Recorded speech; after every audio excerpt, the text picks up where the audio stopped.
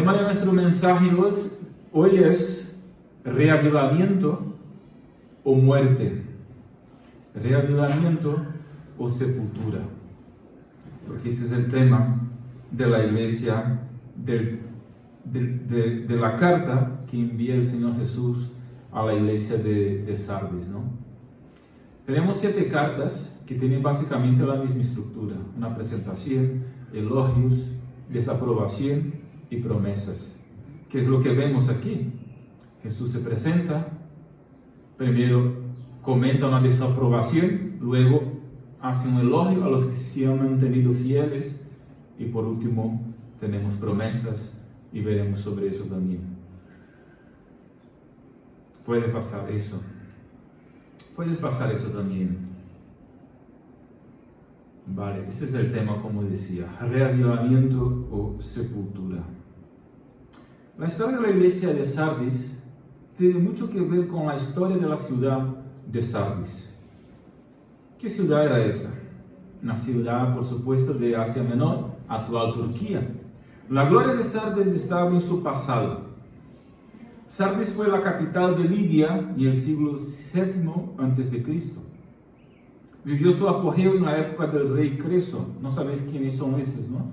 Pero simplemente para mencionar que era una ciudad muy famosa y muy fuerte en esa época, el siglo VII a.C. Estaba situada en lo alto de un cerro, amurallada y fortificada. Se sentía inmejorable e impenetrable. Se orgullaba de ser una ciudad impenetrable. Es decir, por estar en el alto de un cerro, amurallada, muchos ejércitos intentaron invadir a Sardis y no lograron. Pero hubo un ejército que logró invadir a Sardis y tomar a Sardis, esa ciudad. Ese ejército fue el ejército del rey Ciro de Persia en el año 529 a.C. ¿Cómo lo hicieron? ¿Cómo lo lograron? Eso la historia pues cuenta, narra, ¿no?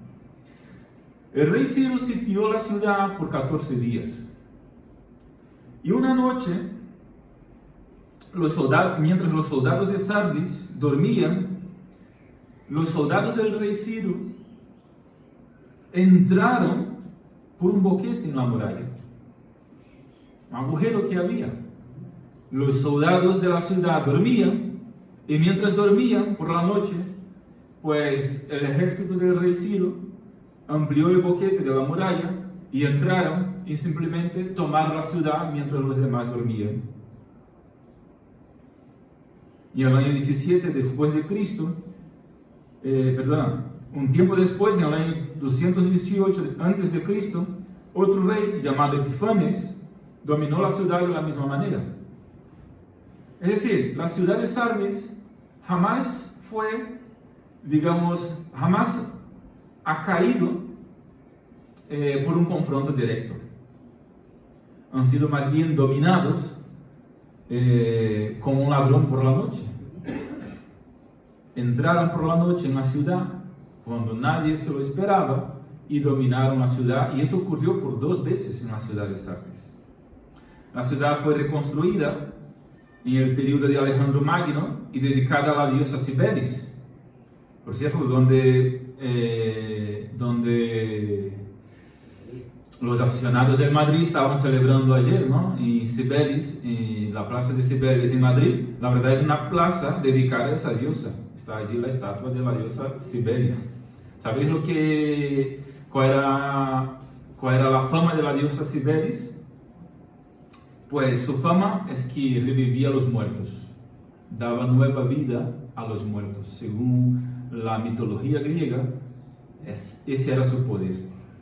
Así que cuando Jesús dice, estad alerta, si no vendré como un ladrón en la noche, el pueblo de la ciudad de Sardis sabía muy bien lo que eso significaba. Porque la ciudad ha caído 2 veces precisamente de esa forma, como un ladrón que viene por la noche. Y cuando el Señor Jesús dice que tienes fama de estar viva, pero estás muerta, pues está haciendo también una relación con la principal diosa de aquella ciudad, Cibeles, que era famosa por devolver la vida. Pero la iglesia, dice Jesús, estaba muerta y no había otro Dios que pudiera dar vida a ella, sino Él mismo, el Señor Jesús.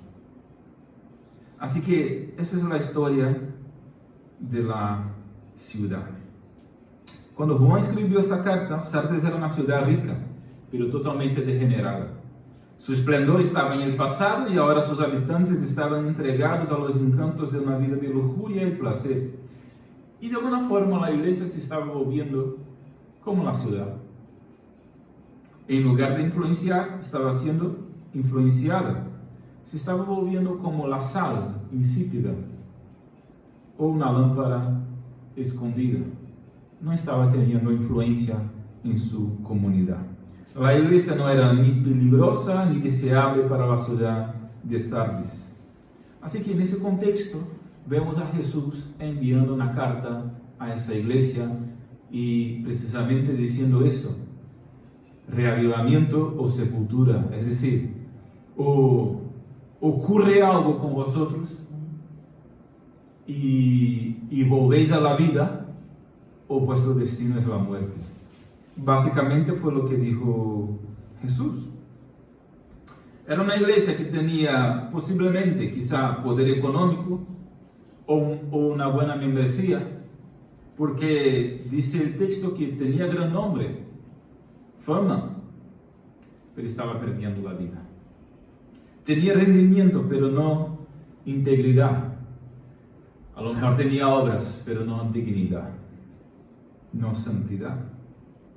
Así que Jesús envía esa carta con mensaje que revela la necesidad imperiosa de un gran reavivamiento a aquella iglesia. Así que vamos a caminar viendo algunos versículos a partir de eso, y básicamente lo vamos a dividir en 3 puntos. Y el primer punto es el que sigue: la necesidad del reavivamiento. ¿Por qué es necesario el reavivamiento a aquella iglesia de Sardes? ¿Y por qué quizá hay una necesidad de reavivamiento en muchas de nuestras iglesias a día de hoy? Primero, puede pasar cuando hay creyentes que solo tienen nombre en la membresía de la iglesia, pero todavía están muertos espiritualmente. Es decir, no son convertidos. ¿Cuándo es necesario un reavivamiento en la iglesia? Cuando hay creyentes en el listado de membresía de la iglesia, pero que la verdad están muertos espiritualmente. Sus nombres constan allí en el listado de membresía, pero solamente eso, nada más. Sus vidas a diario es una vida de una persona muerta. La iglesia de Sardes estaba así. Tenía personas en su membresía, en su listado de membresía, por así decirlo, pero desgraciadamente varias de ellas estaban muertas, espiritualmente hablando, porque Jesús dice: tienes fama de estar viva, pero estás muerta. Es un mensaje claro y directo. Después va a decir que ni todos están así. Entonces, lo que significa decir que la mayoría, más bien de aquella iglesia, tenía fama de estar viva, es decir, tenía un nombre, estaban en el listado de membresía, contaban como miembros de aquella iglesia, pero estaban muertos. Y eso es un gran peligro, un gran peligro. No nos equivoquemos, hermanos, con Sardes. El mundo y quizás otros creyentes la consideraban buena iglesia. Pero la verdad, para Jesús parecía más un cementerio espiritual que un jardín lleno de vida. Cuando Jesús examinó a la iglesia más profundamente, dijo: no he hallado en vosotros obras perfectas. Tus obras no están completas delante de mí.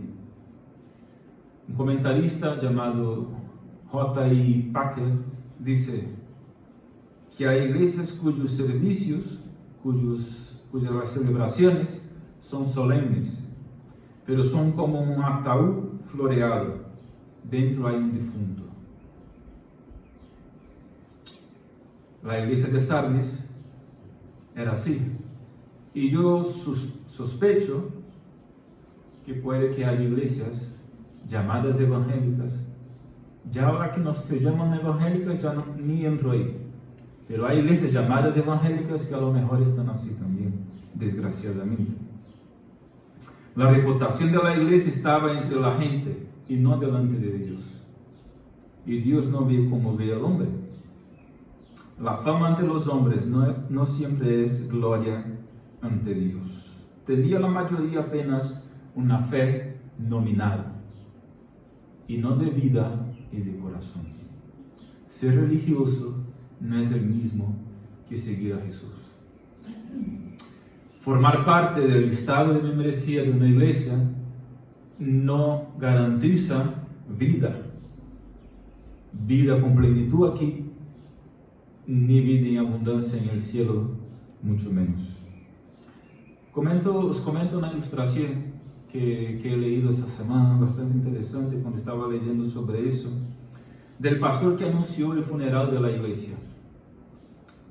Mira, llega un pastor nuevo a un pequeño pueblo, el interior de una ciudad, muy animado, muy motivado, empieza a predicar un domingo, otro domingo, pero la iglesia muy fría, poca gente. Llamaba al pueblo en la ciudad y el pueblo pues parecía que no tenía interés. Y después de un tiempo, el pastor siente que de hecho la iglesia está muriendo. Y dice, vaya, si la iglesia está muriendo, tenemos que hacer su funeral. Es una ilustración, no aconteció realmente, ¿vale?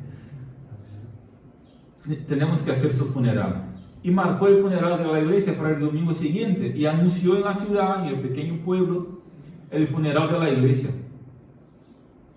El pueblo se quedó así, ¿no? La gente, wow, se quedó sorprendida. ¿Qué va a pasar? Total que el domingo, aquel domingo especialmente, pues la iglesia se llenó de gente a ver qué tal era aquello del funeral de la iglesia. Y estaba el pastor en el local para empezar el funeral. Estaba un ataúd, ¿no? Delante, y empieza el pastor la celebración del funeral, el entierro. Y en un momento el pastor dice, mira, ahora todos vosotros vais a poder levantarse y uno a uno podéis venir delante para mirar el difunto, ¿no?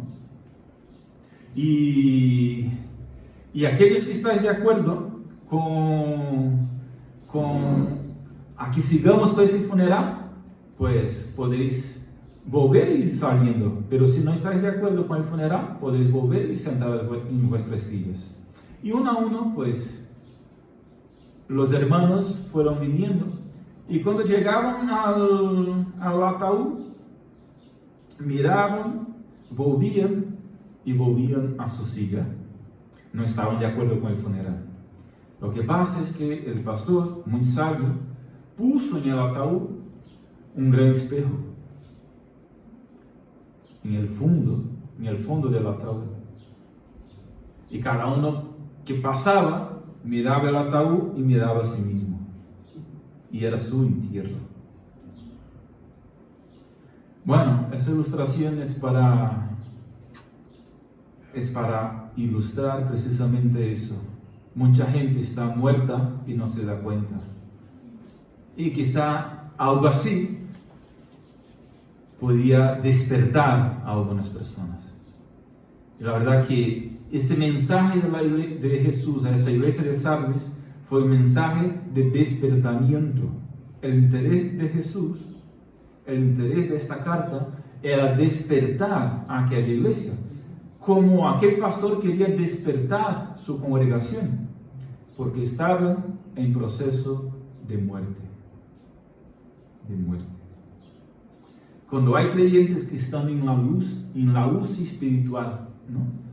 ¿Por qué hay necesidad de reavivamiento? Hay necesidad de reavivamiento cuando hay creyentes que están en la luz espiritual, en estado avanzado de enfermedad espiritual.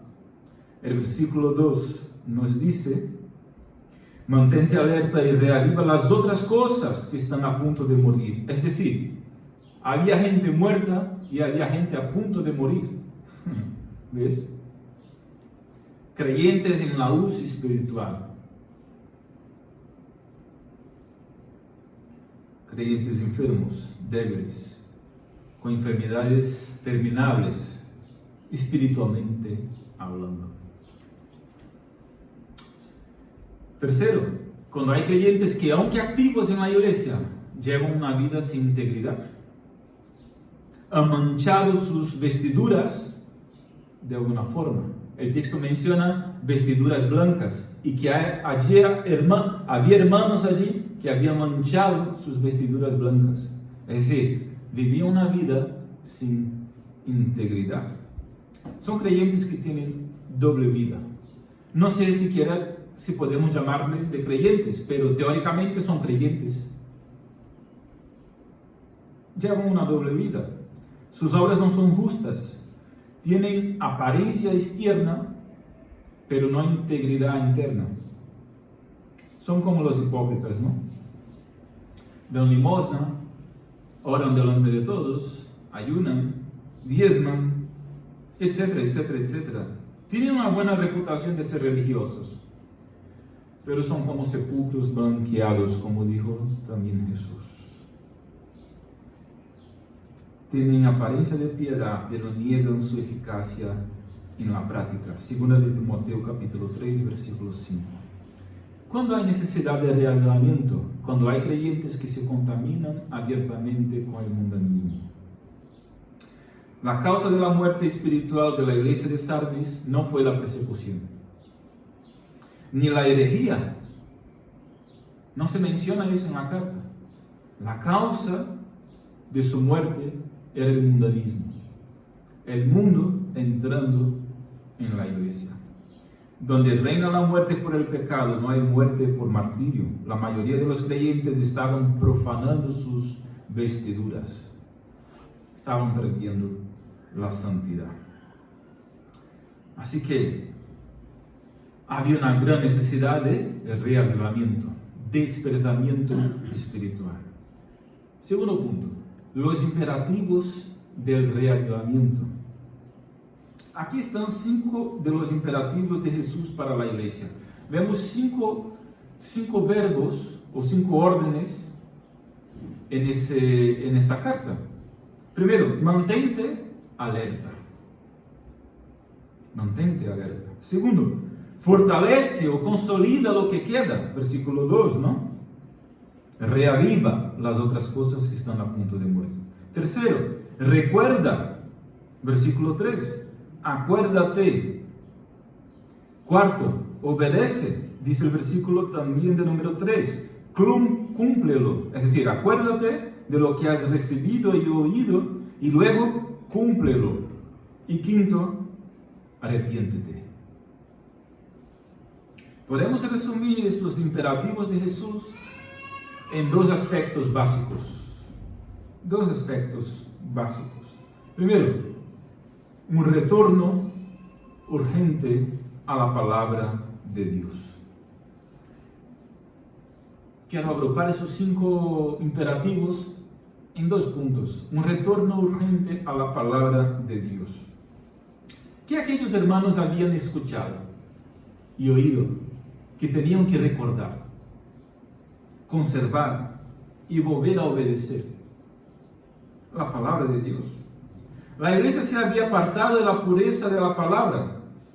El avivamiento o el reavivamiento, mis hermanos, es un retorno a la palabra de Dios. Una iglesia puede revivir cuando se vuelve a la centralidad de las Escrituras sagradas, no solamente para saber de ella, sino para obedecerla. Por eso aquí queremos prezar por la centralidad de las Escrituras. Predicar la palabra, el fervor, el entusiasmo, la devoción a Jesús de una iglesia está en conocerle más a Él y vivir más en Él por medio de su palabra. Recuerda, es un presente imperativo en el verbo griego. Significa seguir recordando, nunca olvidarse de recordar.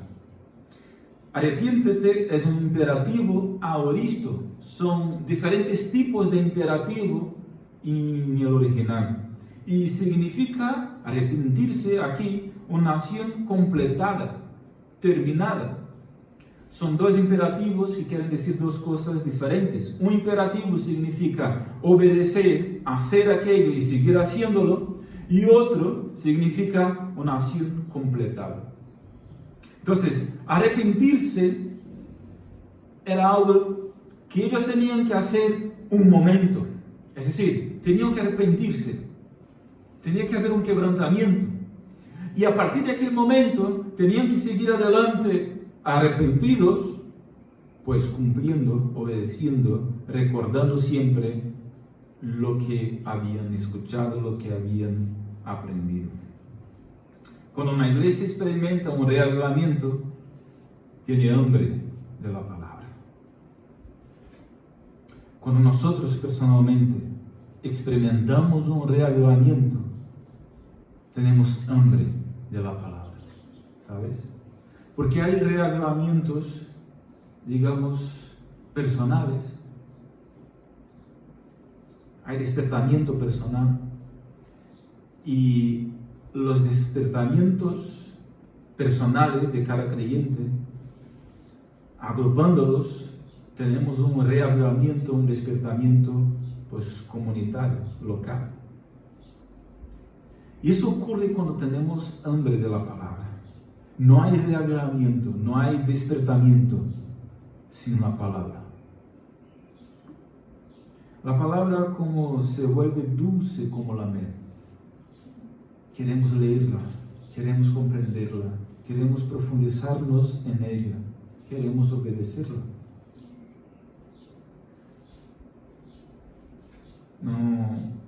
No puedo comprender, no podemos aceptar cualquier tipo de despertamiento, cualquier tipo de idea de reavivamiento que no tenga centralidad en las Escrituras y que no tenga que ver con una hambre de conocer la palabra, aplicarla, y obviamente también hambre de estar con el Padre, hambre de oración. Así que el verdadero avivamiento está basado en la palabra, guiado por la palabra y limitado por la palabra. Todo lo que se diga que es un avivamiento, pero no tenga que ver con la palabra, no es avivamiento, es tontería. Es fiesta, es cualquier cosa, pero menos reavivamiento verdadero de parte de Dios. Así que el reavivamiento no puede confundirse con liturgia más animada o con un culto más festivo. Todas esas cosas son buenas, está guay, está genial, no hay problema. Pero esos son aspectos culturales e incluso de generaciones. Una persona de más edad, pues a una persona de más edad a lo mejor le gustará o le sentará bien, no sé, algo más formalito. A un joven, pues algo ya más, no sé, animado. Pero eso no tiene que ver precisamente con reavivamiento. Esas son formas de expresar culto a Dios. Y está bien que cada uno lo exprese de su forma. Lo que tiene que ver con reavivamiento es nuestra hambre de la palabra y nuestra hambre de estar con Dios. En su presencia, en oración, en su presencia junto a los demás. Segundo, un regreso a la vigilancia espiritual, podría decir también a la santidad. a la santidad. Sardis cayó porque no vigilaba. Os comenté la historia de la ciudad, ¿no? Que fue tomada a mitad de la noche, así, como un ladrón que viene. Había sido invadida y dominada de esa forma 2 veces. La iglesia no estaba despierta. La iglesia necesita estar alerta contra las obras de Satanás, contra la tentación del pecado, huir de lugares, situaciones, personas, tener cuidado al final con la vanidad del mundo. Algunos miembros de la iglesia en Sardis es como que estaban dormidos y no muertos. Necesitaban despertarse. Algunos estaban muertos, porque Jesús dijo, ¿no? Estás muerto. Pero algunos estaban dormidos y necesitaban despertarse. Yo creo que hay creyentes así, hermanos. No sé si ya lo he escuchado, pero hay creyentes dormilones, ¿no? Muy soñolientos, por así decirlo. Necesitan exactamente eso, despertamiento espiritual. Y hay iglesias que están un poco así, dormidas igualmente, y necesitan despertamiento. Necesitamos velar y orar. Los tiempos son malos, las presiones son muchas, los peligros son sutiles. El diablo no atacó a la iglesia de Sardis de frente, sino que la atacó por detrás. Como dijo Pablo en Efesios capítulo 5, versículo 14, despierta tú que duermes. Efesios 5, 14, despierta tú que duermes. Yo personalmente creo que nuestra iglesia está viviendo de alguna forma un despertamiento desde hace algún tiempo. He visto hermanos despertarse, he visto personas despertarse para el ministerio, para la obra, para la palabra de Dios exactamente, para querer conocer más a Dios. He visto de hecho personas, y hemos visto personas convirtiéndose. Yo creo sinceramente que el Señor ha iniciado una obra hace mucho tiempo aquí y de alguna forma recientemente pues está despertando a algunas personas. Y eso es obra de Dios, eso es obra del Espíritu Santo, de nadie más. No es obra mía, ni de Juan, ni de nadie que está aquí o de que no esté, sino que es obra del Espíritu Santo por medio de la predicación de su palabra. El Espíritu mueve. Ahora, tenemos que seguir adelante.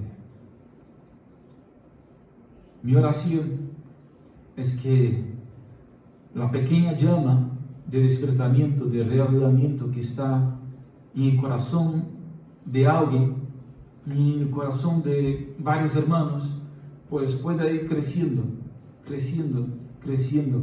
Y esa llama en algún momento llegue a estar tan grande que contagie el hermano al lado.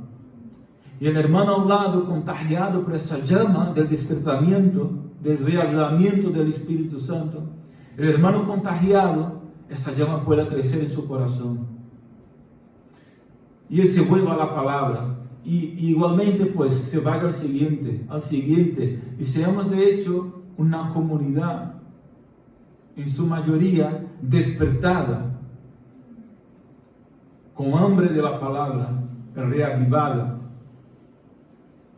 y veremos muchas más cosas de parte del Señor. El problema de aquella iglesia es que estaba muerta.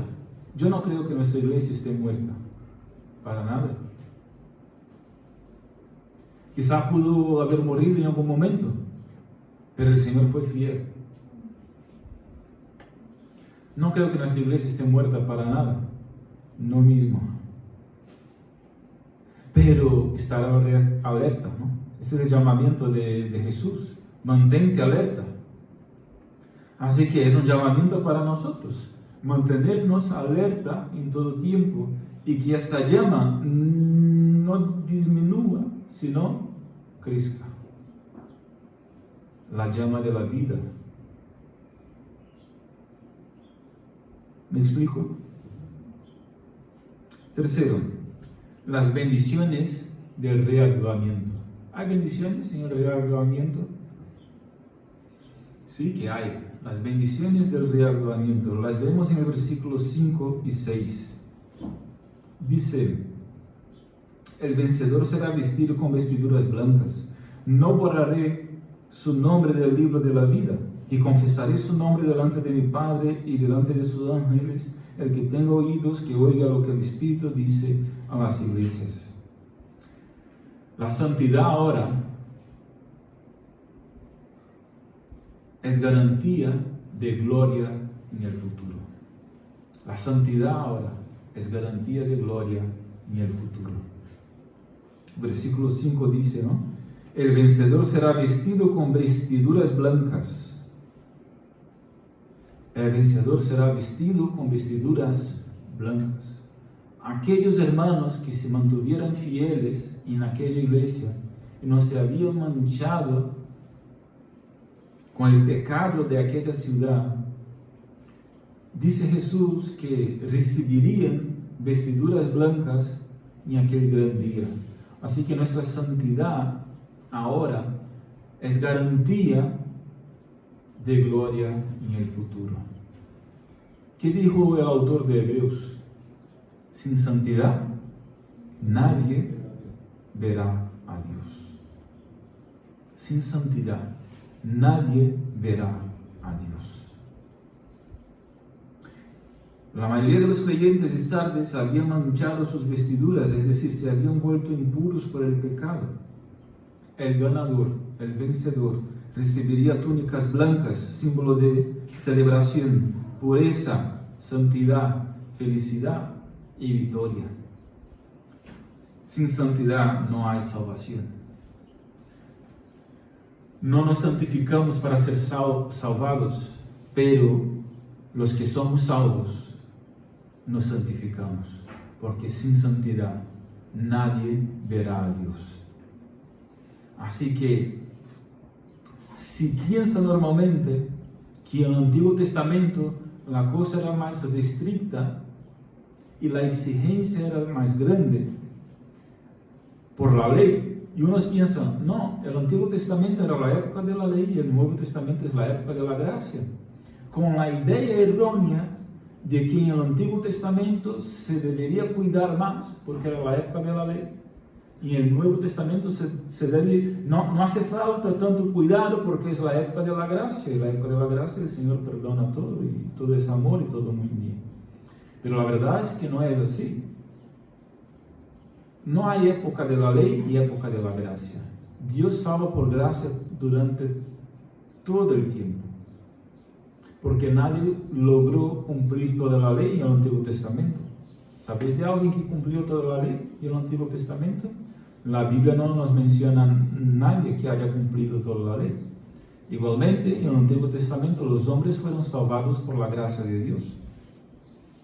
Y si en el Antiguo Testamento se cobraba más, ahora se cobra aún más. Porque cuanto más conocimiento, más exigencia. Y en el Antiguo Testamento no teníamos la revelación completada, pero ahora tenemos la revelación completada. De forma que sabemos más que nuestros hermanos del Antiguo Testamento. Y no solamente eso, tenemos al Espíritu Santo presente con nosotros, dentro, en el interior. Así que el autor de Hebreos va a decir que si se cobraba tanto en el Antiguo Testamento, ahora mucho más, cuando sabemos, cuando el Jesús ya ha sido revelado y ya sabemos de ese Mesías y estamos en el nuevo pacto. Eso para decir que no estamos libres de la santidad. Es decir, no podemos vivir nuestras vidas. La iglesia no puede vivir como le dé la gana.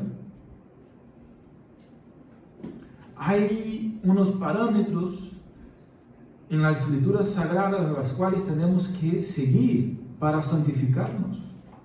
Hay una forma de vivir conforme el Evangelio y es una forma de vivir en santidad, huyendo del pecado y santificándose para el Señor. La santidad ahora es garantía de gloria en el futuro. Y segundo, el que no se avergüence de Cristo, ahora tendrá su nombre proclamado en el cielo por Cristo. Los que están espiritualmente muertos y niegan a Cristo en esta vida, no tienen sus nombres escritos en el libro de la vida. Pero los que confiesan a Cristo y no se avergüenzan, tendrán sus nombres confirmados en el libro de la vida. Es lo que dice el versículo 5, ¿no? Nuestros nombres estarán en el libro de la vida. Los nombres de aquellos que de hecho han sido reavivados o despertados o no han muerto o no estaban muertos, mejor dicho, sino que fueron de hecho reavivados por Cristo. Nuestro nombre puede aparecer en un registro de la iglesia, es decir, en un listado de membresía de la iglesia, sin estar en el registro de Dios, sin estar en el libro de la vida de Dios. ¿Dónde es más importante tener el nombre? ¿En el listado de membresía de la iglesia o en el libro de la vida? Por supuesto que es en el libro de la vida. Y si lo tenemos en el libro de la vida, lo tendremos también en el libro de membresía de la iglesia. Pero puede que haya personas con el nombre en el libro de membresía de la iglesia que no tienen sus nombres en el libro de la vida. Y ese es el problema. Para concluir, ¿quién puede reavivar la iglesia? ¿Quién puede despertar la iglesia? ¿El pastor puede? No. El anciano sí, porque el anciano, claro, el anciano tiene más recorrido. Tampoco, ¿no? ¿Quién puede reavivar la iglesia? ¿Quién puede reavivar el creyente? La respuesta está clara, ¿verdad? Solo Jesús. Por medio de su Espíritu Santo puede hacerlo. Por eso predicamos la palabra. Porque Jesús despierta a sus hijos, Jesús despierta a su iglesia por medio de su Espíritu Santo, por medio de la palabra que le ha dejado. Por eso predicamos la palabra con el deseo, con el interés, con la oración, con la petición al Señor de que por medio de la predicación de su palabra, el Espíritu Santo coja las santas palabras y de alguna forma sobrenatural trabaje en el corazón del creyente, trabaje en el corazón de la iglesia, trabaje en el corazón del no creyente incluso, y transforme y despierte y llame a la santidad. Solo Jesús puede hacerlo por medio de su Santo Espíritu. El versículo 1 nos dice: el que tiene los 7 espíritus de Dios y las 7 estrellas dice esto. Es decir, el propio Jesús. Solo Él puede reavivar un creyente. Solo Él puede reavivar una iglesia. Pastor, ¿qué tengo que hacer entonces? ¿Qué podemos hacer para vivir un reavivamiento y no estar en una situación de muerte? Si no podemos lograr eso nosotros mismos, ¿qué podemos hacer entonces si es solo por medio de Jesús? Podemos suplicar. Podemos suplicar. Decir: Señor, reaviva, como dijo Habacuc en su tiempo, ¿no? Señor, aviva tu obra en medio de tu pueblo.